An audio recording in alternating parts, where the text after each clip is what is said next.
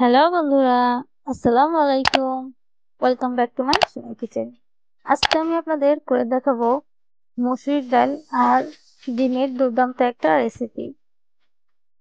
আমি এখানে নিয়ে নিয়েছি মসুরির ডাল। মসুরির ডালটাকে আমি 30 মিনিট ভিজিয়ে রেখে ধুয়ে পরিষ্কার করে নিচ্ছি।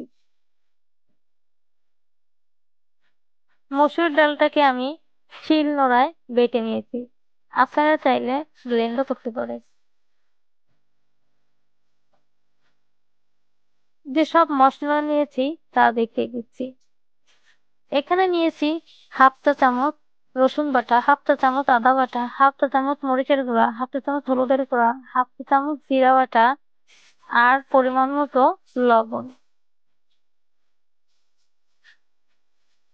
প্রথমে আমি একটি বাটিতে মসুর ডাল বাটাটাকে নিয়ে নিচ্ছি। এখন এর মধ্যে দিয়ে দিচ্ছি দুটো ডিম ভেঙে।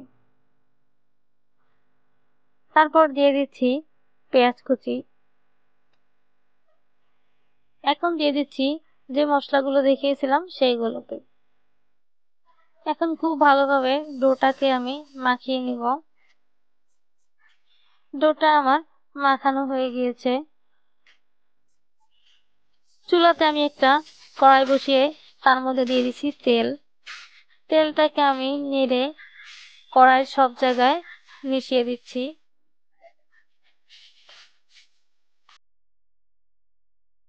তেলটা আমার গরম হয়ে গিয়েছে। এখন এর মধ্যে আমি যে ব্যাটারটা বানিয়েছিলাম মসুরির ডাল আর ডিম দিয়ে সেটাকে ঢেলে দিচ্ছি। আমি একটু চারপাশে ছড়িয়ে দিলাম। দোকানটা হতে বেশি সময় লাগে না, অল্প কিছুক্ষণের মধ্যেই হয়ে যায়। আমার এক সাইড হয়ে গিয়েছে, এখন উল্টিয়ে অন্য সাইড থেকে আমি ভেজে নিচ্ছি।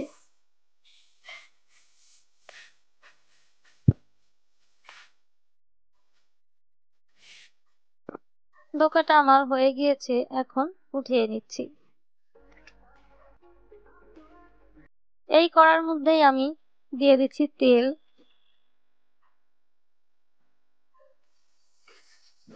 তেলটা আমার গরম হয়ে গিয়েছে, এখন এর মধ্যে আমি দিয়ে দিচ্ছি পেঁয়াজ কুচি। পেঁয়াজটিকে হালকা ব্রাউন কালার করে আমি ভেজে নিব। পেঁয়াজটা আমার ভাজা হয়ে গিয়েছে, এখন এর মধ্যে দিয়ে দিচ্ছি 1 চা চামচ আদা বাটা, 1 চা চামচ রসুন বাটা, হাফ চা চামচ হলুদের গুঁড়ো, 1 চা চামচ মরিচের গুঁড়ো, 1 চা চামচ জিরার গুঁড়ো, পরিমাণ মতো লবণ। এখন মশলাটাকে আমি নেড়ে নেড়ে কষিয়ে নিচ্ছি। মশলাটাকে খুব ভালোভাবে কষিয়ে নিতে হবে, তা না হলে মশলার গন্ধ আসবে। মশলাটা আমার কষানো হয়ে গিয়েছে, এখন এর মধ্যে আমি পরিমাণ মতো পানি দিয়ে ঢেকে দিচ্ছি।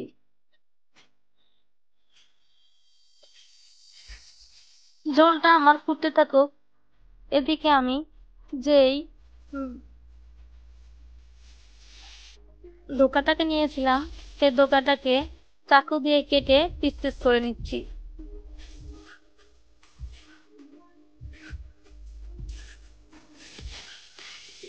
এই ডোকাটা আপনারা শুধুও খেতে পারেন, শুধু খেতেও ডোকাটা দারুণ মজা। আমি দেখিয়ে দিচ্ছি আমার পিসগুলো কেমন হয়েছে। এদিকে আমার ঝোলটা ফুটে উঠেছে, এখন এর মধ্যে কেটে পিস পিস করে রাখা ডোকাটাকে আমি দিয়ে দিচ্ছি।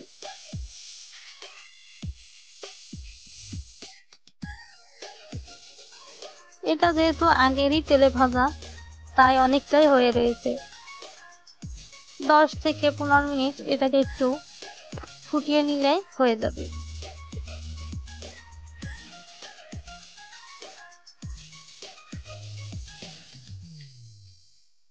এখন এর মধ্যে আমি দিয়ে দিচ্ছি 1 চা চামচ গরম মশলা আর জিরের গুঁড়ো। আপনারা বাড়িতে যখন আপনাদের মাছ মাংস থাকবে না, তখন আপনারা এই রেসিপিটিকে একবার হলেও ট্রাই করতে পারেন। আর আমার চ্যানেলে যারা নতুন বন্ধুরা আছেন প্লিজ চ্যানেলটাকে সাবস্ক্রাইব করবেন। তো এটা আমার হয়ে গিয়েছে, এখন নামিয়ে নিচ্ছি।